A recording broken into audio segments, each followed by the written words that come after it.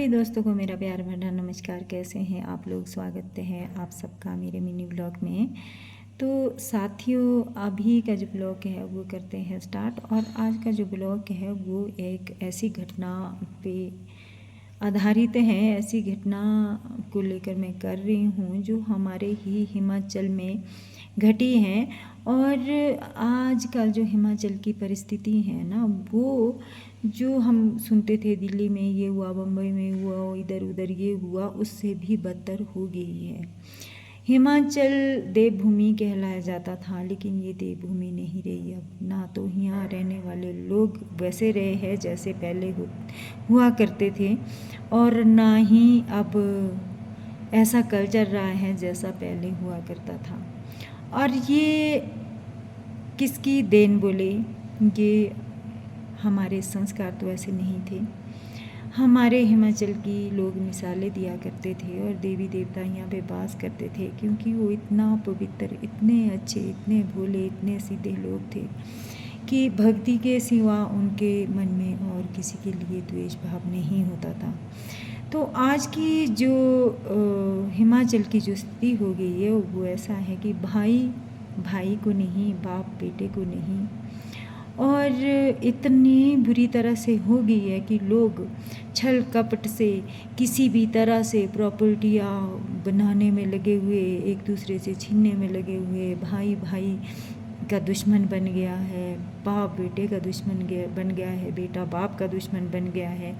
खैर, जो तो अड़ोस पड़ोस के लोग हैं उनकी तो हम बात ही क्या करें, जब घर में ही इतना द्वेष भाव हो चुका है। तो ऐसी ही एक घटना है मंडी के डिस्ट्रिक्ट मंडी के सरकाघाट में, जहाँ एक महिला को इतना प्रताड़ित किया गया, इतना टॉर्चर किया गया कि वो बेचारी, उसे पागल करार दिया गया। और 1 महीने या 2 महीने या 2 साल की बात नहीं है, लगभग उसकी जो बड़ी बेटी है वो 12 साल की बताई गई है। तो सोचिए आप कि कब से वो टॉर्चर हो रही होगी। 2 बच्चे थे उसके, और वो महिला बेचारी आज हमारे बीच नहीं है। उसे इतना टॉर्चर किया गया सास, ससुर और पति के द्वारा कि वो बेचारी, मैंने उसकी वीडियो देखी जब वो हॉस्पिटल में थी तो बहुत ही डरी सहमी हुई। उसकी इतनी बुरी तरह से हालत थी। उसकी बहनें बोल रही थी कि कुछ बोलना चाहती हैं, लेकिन वो बेचारी इधर उधर देखती डरी हुई थी चारों ओर। जैसे उसे लगता होगा कि अब पता नहीं क्या होगा मेरे साथ, क्या मतलब होता है ना इंसान, पता नहीं। और वो तड़प के उसी डर के साथ उसने दम तोड़ दिया और इस ज़िंदगी को हमेशा के लिए अलविदा कह दिया। तो ये बहुत ही दुखद समाचार है। ऐसे ऐसे राक्षस हमारे हिमाचल देवभूमि में हैं कि एक ने अभी शोगी में कुछ टाइम पहले अपनी बीवी को मारा, जिंदा जलाया या क्या किया पता नहीं। तो देख सकते हैं आप कि किस तरह के लोग हो गए हैं यहाँ पे।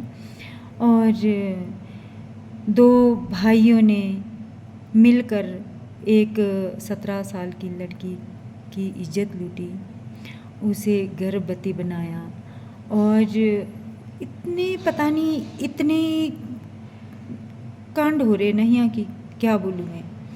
और हम लोग क्या कर रहे हैं? हम लोग कुछ नहीं कर रहे। हम लोग सिर्फ देखते हैं, 2-4 दिन खूब आंदोलन करते हैं। यहाँ स्कूल में बच्चियाँ सेफ नहीं हैं। स्कूल के टीचरों द्वारा लड़कियों को टॉर्चर किया जा रहा है और गंदे तरीके से ट्रीट किया जा रहा है। स्कूल में ही जो टीचर जिनको भगवान का रूप मानते हैं, गुरु होते हैं, उन्हीं की नज़रें अपनी स्टूडेंट पे गंदी हो रही है। डॉक्टर जिनको हम भगवान मानते हैं वही भगवान पेशेंटों की जान ले रहे हैं।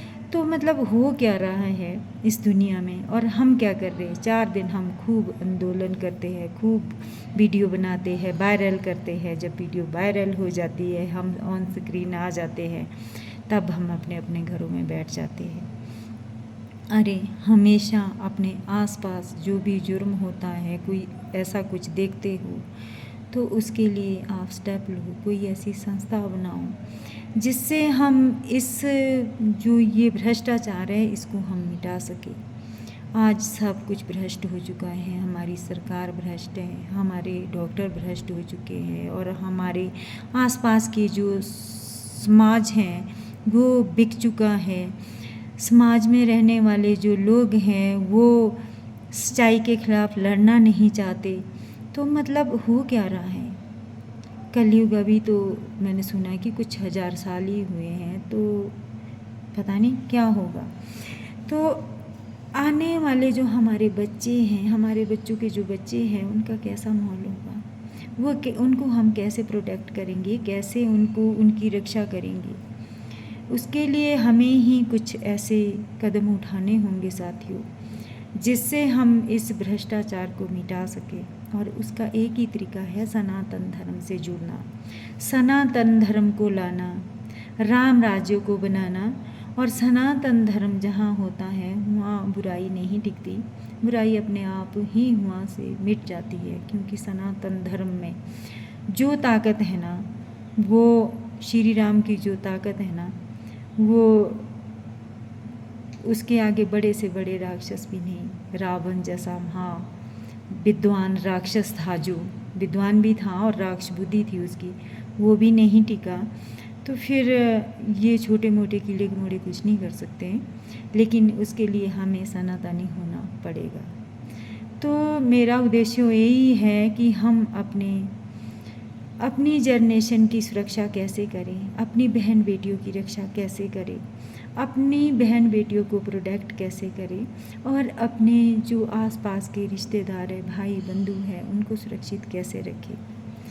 तो अगर आप सुरक्षा चाहते हो, सबको अच्छा वातावरण देने चाहते हो, तो सनातन धर्म से जुड़िए, जय श्री राम बोलिए और दिल से सनातन धर्म को अपनाइए। कुछ नहीं रखा है ये फालतू की बातों में। भगवान की आराधना कीजिए, सनातन धर्म से जुड़िए, सच्चाई का साथ दीजिए और बुराई को मिटा दीजिए। जय श्री राम, हर हर महादेव। अगर आपको मेरी किसी भी बात का बुरा लगा हो तो मुझे क्षमा कर दीजिए। मेरा कहने का मतलब या मेरा तात्पर्य, जो भी मेरा मतलब था, वो आप लोगों को दुखी या हर्ट करने का नहीं था। बस मैं ये चाहती हूँ कि जितनी भी मेरी बहनें हैं, बेटियाँ हैं और माँ हैं, वो सुरक्षित रहें, उनका आदर हो और उनको मान सम्मान मिले और उनको इस तरह से टॉर्चर और प्रताड़ित ना किया जाए। धन्यवाद।